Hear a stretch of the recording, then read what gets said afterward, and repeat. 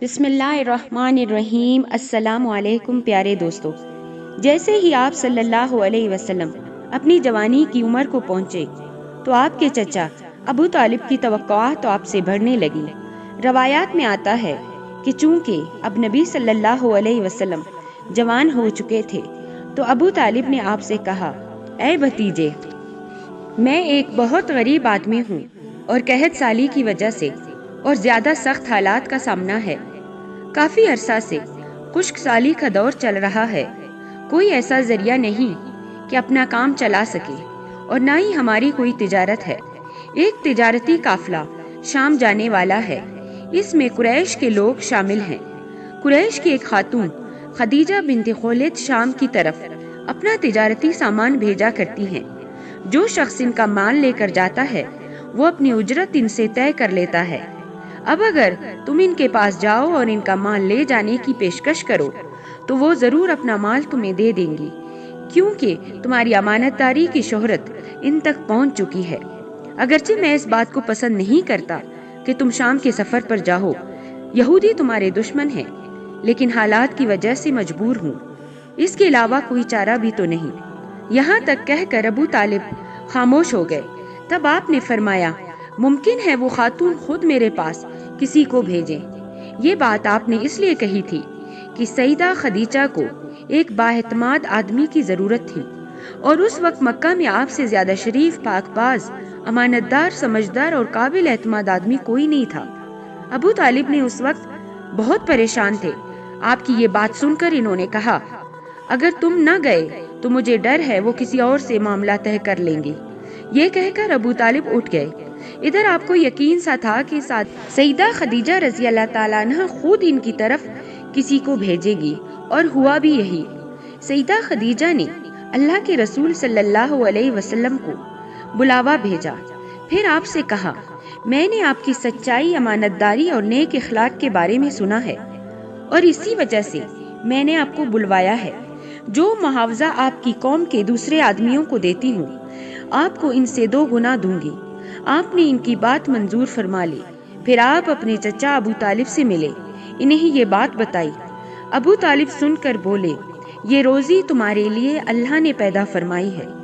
اس کے بعد آپ صلی اللہ علیہ وسلم سیدہ خدیجہ رضی اللہ تعالی عنہ کا سامان تجارت لے کر شام کی طرف روانہ ہوئے۔ سیدہ خدیجہ رضی اللہ تعالی عنہ کے غلام میسرہ آپ صلی اللہ علیہ وسلم کے ساتھ تھے۔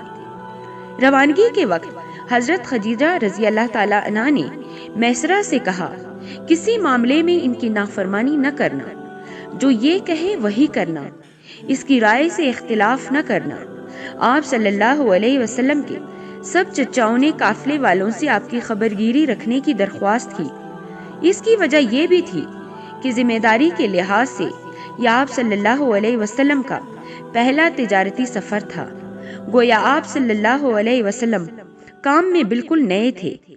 ادھر آپ روانہ ہوئے، ادھر آپ صلی اللہ علیہ وسلم کا معجزہ شروع ہو گیا۔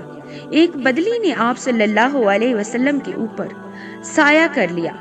آپ صلی اللہ علیہ وسلم کے ساتھ ساتھ چلنے لگی۔ جب آپ صلی اللہ علیہ وسلم شام پہنچے تو بصری شہر کے بازار میں ایک درخت کے سائے میں اترے۔ یہ درخت ایک عیسائی راہب نستورہ کی خانقاہ کے سامنے تھا۔ اس راہب نے میسرہ کو دیکھا تو خانقاہ سے نکل آیا۔ اس وقت اس نے آپ صلی اللہ علیہ وسلم کو دیکھا۔ آپ صلی اللہ علیہ وسلم درخت کے نیچے ٹھہرے ہوئے تھے۔ اس نے میسرہ سے پوچھا، یہ شخص کون ہے جو اس درخت کے نیچے موجود ہے؟ میسرہ نے کہا، یہ ایک قریشی شخص ہے، حرم والوں میں سے ہیں۔ یہ سن کر راہب نے کہا، اس درخت کے نیچے نبی کے سوا کبھی کوئی آدمی نہیں بیٹھا۔ مطلب یہ تھا کہ اس درخت کے نیچے آج تک کوئی شخص نہیں بیٹھا تھا۔ اللہ تعالیٰ نے اس درخت کو ہمیشہ اس سے بچایا ہے کہ اس کے نیچے نبی کے سوا کوئی دوسرا شخص نہ بیٹھے۔ اس کے بعد اس نے میسرہ سے پوچھا، کیا ان کی آنکھوں میں سرخی ہے؟ میسرہ نے جواب دیا، ہاں بالکل ہے، اور یہ سرخی ان کی آنکھوں میں مستقل رہتی ہے۔ اب نستورہ نے کہا، یہ وہی ہے۔ میسرہ نے حیران ہو کر اس کی طرف دیکھا اور بولے، کیا مطلب یہ وہی ہے؟ کون وہی؟ یہ آخری پیغمبر ہے۔ کاش میں وہ زمانہ پا سکتا جب انہیں ظہور کا حکم ملے گا، یعنی جب انہیں نبوت ملے گی۔ اس کے بعد وہ چپکے سے آپ صلی اللہ علیہ وسلم کے پاس پہنچا۔ پہلے تو اس نے آپ صلی اللہ علیہ وسلم کے سر کو بوسہ دیا، پھر آپ صلی اللہ علیہ وسلم کے قدموں کو بوسہ دیا اور بولا، میں آپ صلی اللہ علیہ وسلم پر ایمان لاتا ہوں اور گواہی دیتا ہوں کہ آپ صلی اللہ علیہ وسلم وہی ہے جن کا ذکر اللہ تعالیٰ نے تورات میں فرمایا ہے۔ اس کے بعد نستورہ نے کہا، اے محمد صلی اللہ علیہ وسلم، میں نے آپ صلی اللہ علیہ وسلم میں وہ تمام نشانیاں دیکھ لی ہیں جو پرانی کتابوں میں آپ صلی اللہ علیہ وسلم کی نبوت کی علامتوں کے طور پر درج ہے۔ صرف ایک نشانی باقی ہے، اس لیے آپ صلی اللہ علیہ وسلم ذرا اپنے کندھے سے کپڑا ہٹائیں۔ آپ صلی اللہ علیہ وسلم نے اپنے شانہ مبارک سے کپڑا ہٹا دیا۔ تب نستورہ نے وہاں مہر نبوت کو جگمگاتے دیکھا۔ وہ فوراً مہر نبوت کو چومنے کے لیے جھک گیا، پھر بولا، میں گواہی دیتا ہوں کہ اللہ تعالیٰ کے سوا کوئی عبادت کے لائق نہیں، اور میں گواہی دیتا ہوں کہ آپ صلی اللہ علیہ وسلم اللہ کے پیغمبر ہیں۔ آپ صلی اللہ علیہ وسلم کے بارے میں حضرت عیسیٰ ابن مریم نے خوشخبری دی تھی اور انہوں نے کہا تھا، میرے بعد اس درخت کے نیچے کوئی نہیں بیٹھے گا سوائے اس پیغمبر کے جو امی یعنی ان پڑھ ہاشمی، عربی اور مکی یعنی مکہ کے رہنے والے ہوں گے۔ قیامت میں حوض کوثر اور شفاعت والے ہوں گے۔ اس واقعے کے بعد آپ صلی اللہ علیہ وسلم بصرہ کے بازار تشریف لے گئے۔ وہاں آپ صلی اللہ علیہ وسلم نے مال فروخت کیا جو ساتھ لائے تھے اور کچھ چیزیں خریدی۔ اس خریدی فروخت کے دوران ایک شخص نے آپ صلی اللہ علیہ وسلم سے کچھ جھگڑا کیا اور بولا، لات اور عزی کی قسم کھاؤ۔ آپ صلی اللہ علیہ وسلم نے فرمایا، میں نے ان بتوں کے نام پر کبھی قسم نہیں کھائی۔ آپ صلی اللہ علیہ وسلم کا یہ جملہ سن کر وہ شخص چونک اٹھا۔ شاید وہ گزشتہ آسمانی کتابوں کا کوئی عالم تھا اور اس نے آپ کو پہچان لیا تھا، چنانچہ وہ بولے، آپ ٹھیک کہتے ہیں۔ اس کے بعد اس نے میسرہ سے علیحدگی میں ملاقات کی، کہنے لگا، میسرہ، یہ نبی ہے؟ قسم ہے اس ذات کی جس کے ہاتھ میں میری جان ہے، یہ وہی ہے جن کا ذکر ہمارے رائب اپنی کتابوں میں پاتے ہیں۔ میسرہ نے اس بات کو ذہن نشین کر لیا۔ راستے میں ایک اور واقعہ پیش آیا۔ سیدہ خدیجہ رضی اللہ تعالیٰ عنہ کے 2 اونٹ بہت زیادہ تھک گئے تھے اور چلنے کے قابل نہ رہے۔ ان کی وجہ سے میسرہ قافلے کے پیچھے رہ گیا۔ نبی کریم صلی اللہ علیہ وسلم قافلے کے اگلے حصے میں تھے۔ میسرہ ان اونٹوں کی وجہ سے پریشان ہوا تو دوڑتا ہوا اگلے حصے کی طرف آیا اور اپنی پریشانی کے بارے میں آپ کو بتایا۔ آپ اس کے ساتھ ان دونوں اونٹوں کے پاس تشریف لائے، ان کی کمر اور پچھلے حصے پر ہاتھ پھیرا، کچھ پڑھ کر دم کیا۔ آپ کا ایسا کرنا تھا کہ اونٹ اسی وقت ٹھیک ہو گئے اور اس قدر تیز چلے کہ قافلے کے اگلے حصے میں پہنچ گئے۔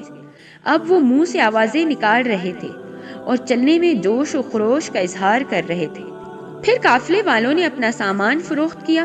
اس بار انہیں اتنا منافع ہوا کہ پہلے کبھی نہیں ہوا تھا۔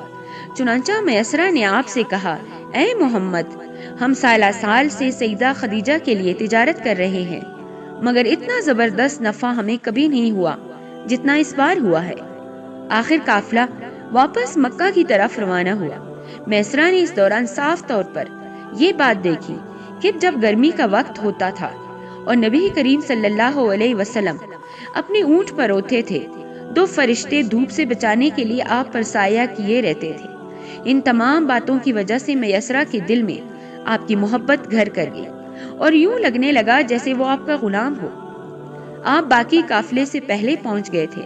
آپ سیدھے حضرت خدیجہ رضی اللہ تعالیٰ عنہ کے گھر پہنچے۔ وہ اس وقت چند عورتوں کے ساتھ بیٹھی تھی۔ انہوں نے دور سے آپ کو دیکھ لیا۔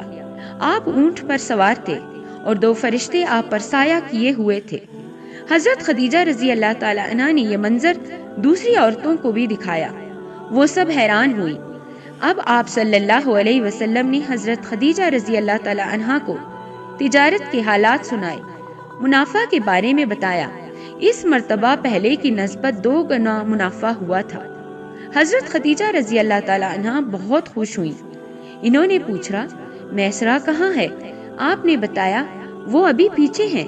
یہ سن کر سیدہ نے کہا آپ فوراً اس کے پاس جائیے اور اسے جلد از جلد میرے پاس لائیے۔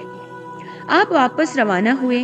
حضرت خدیجہ رضی اللہ تعالی عنہا نے دراصل آپ کو اس لیے بھیجا تھا کہ وہ پھر سے وہی منظر دیکھنا چاہتی تھی، جاننا چاہتی تھی کیا اب بھی فرشتے ان پر سایہ کرتے ہیں یا نہیں۔ جو ہی آپ روانہ ہوئے یہ اپنے مکان کے اوپر چڑھ گئیں اور وہاں سے آپ کو دیکھنے لگی۔ آپ کی شان اب بھی وہی نظر آئی۔ اب انہیں یقین ہو گیا کہ ان کی آنکھوں نے دھوکہ نہیں کھایا تھا۔ کچھ دیر بعد آپ میسرہ کے ساتھ ان کے پاس پہنچے۔ حضرت خدیجہ رضی اللہ تعالی عنہا نے میسرہ سے کہا میں نے ان پر 2 فرشتوں کو سایہ کرتے ہوئے دیکھا ہے، کیا تم نے بھی کوئی ایسا منظر دیکھا ہے؟ جواب میں میسرہ نے کہا میں تو یہ منظر اس وقت سے دیکھ رہا ہوں جب قافلہ یہاں سے شام جانے کے لیے روانہ ہوا تھا۔ اس کے بعد میسرہ نے نستورہ سے ملاقات کا حال سنایا۔ دوسرے آدمی نے جو کہا تھا وہ بھی بتایا، جس لات اور غزہ کی قسم کھانے کے لیے کہا تھا، پھر اونٹوں والا واقعہ بھی بتایا۔ یہ تمام باتیں سننے کے بعد سیدہ خدیجہ رضی اللہ تعالی عنہا نے اپنے آپ کو طے شدہ اجرت سے دگنا دی، جبکہ طے شدہ اجرت پہلے ہی دوسرے لوگوں کی نسبت دگنا تھی۔ ان تمام باتوں سے سیدہ خدیجہ رضی اللہ تعالی عنہا بہت حیران ہوئی۔ اب وہ اپنے چچا زاد بھائی ورقہ بن نوفل سے ملی۔ یہ پچھلی کتابوں کے عالم تھے۔ سیدہ خدیجہ رضی اللہ تعالیٰ نے انہیں جو کچھ خود دیکھا اور میسرہ کی زبانی سنا تھا وہ سب کہہ سنایا۔ ورقہ بن نوفل اس وقت عیسائی مذہب سے تعلق رکھتے تھے، اس سے پہلے وہ یہودی تھے۔ سیدہ خدیجہ رضی اللہ تعالیٰ عنہا کی تمام باتیں سن کر ورقہ بن نوفل نے کہا خدیجہ اگر یہ باتیں سچ ہیں تو سمجھ لو محمد اس امت کے نبی ہیں۔ میں یہ بات جان چکا ہوں کہ وہ اس امت کے ہونے والے نبی ہیں۔ دنیا کو انہی کا انتظار تھا، یہی ان کا زمانہ ہے۔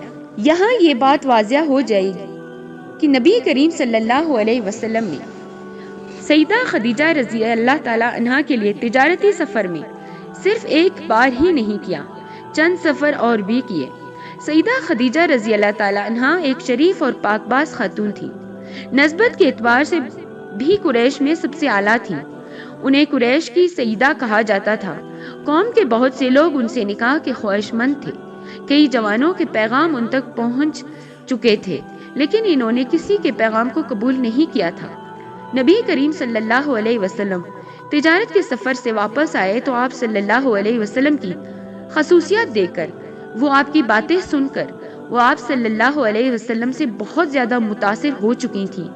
لہٰذا انہوں نے ایک خاتون نفیسہ بنت منیہ کو آپ کی خدمت میں بھیجا۔ انہوں نے آ کر آپ سے کہا اگر کوئی دولت مند اور پاک باز خاتون خود آپ کو نکاح کی پیشکش کرے تو کیا آپ مان لیں گے؟ ان کی بات سن کر آپ نے فرمایا وہ کون ہے؟ نفیسہ نے فوراً کہا خدیجہ بنت خلید۔ آپ نے انہیں اجازت دے دی۔ نفیسہ بنت منیہ سیدہ خدیجہ رضی اللہ تعالیٰ عنہا کے پاس آئیں، انہیں ساری بات بتائی۔ سیدہ خدیجہ رضی اللہ تعالیٰ نے اپنے چچا عمرو بن اسد کو اطلاع کرائی تاکہ وہ آ کر نکاح کر دیں۔ سیدہ خدیجہ رضی اللہ تعالیٰ عنہ کی اس سے پہلے 2 مرتبہ شادی ہو چکی تھی۔ ان کا پہلا نکاح عقیق ابن ماہد سے ہوا، اس سے بیٹی ہندہ پیدا ہوئی تھی۔ عتیق کے فوت ہو جانے کے بعد سیدہ کا دوسرا نکاح ابو حالہ نامی شخص سے ہوا۔ ابو حالہ کی وفات کے بعد سیدہ خدیجہ رضی اللہ تعالیٰ عنہ بیوگی کی زندگی گزار رہی تھی کہ انہوں نے آپ صلی اللہ علیہ وسلم سے نکاح کا ارادہ کر لیا۔ اس وقت سیدہ کی عمر 40 سال کے لگ بھگ تھی۔ سیدہ خدیجہ رضی اللہ تعالیٰ عنہ کے چچا عمرو بن اسد وہاں پہنچ گئے۔ ادھر نبی کریم صلی اللہ علیہ وسلم بھی اپنے چچا کو لے کر پہنچ گئے۔ نکاح کس نے پڑھایا اس بارے میں روایات مختلف ہیں۔ ایک روایات یہ ہے کہ نکاح چچا ابو طالب نے پڑھایا تھا۔ مہر کی رقم کے بارے میں بھی روایات مختلف ہیں۔ ایک روایت یہ ہے کہ مہر کی رقم 12 اقیہ کے قریب تھی۔ دوسری روایت یہ ہے کہ آپ نے مہر میں 20 جوان اونٹنیاں دی۔ نکاح کے بعد نبی کریم صلی اللہ علیہ وسلم نے ولیمے کی دعوت کھلائی اور اس دعوت میں آپ نے 1 یا 2 اونٹ ذبح کیے۔ معزز ناظرین کرام، آج کی ویڈیو یہیں پہ ختم ہوئی۔ ملتے ہیں انشاءاللہ اگلے ویڈیو میں۔ ہمارے چینل کو سبسکرائب کریں، لائک کریں اور اپنی قیمتی رائے کا اظہار کمنٹ باکس میں لازمی کیجیے گا۔ اللہ حافظ۔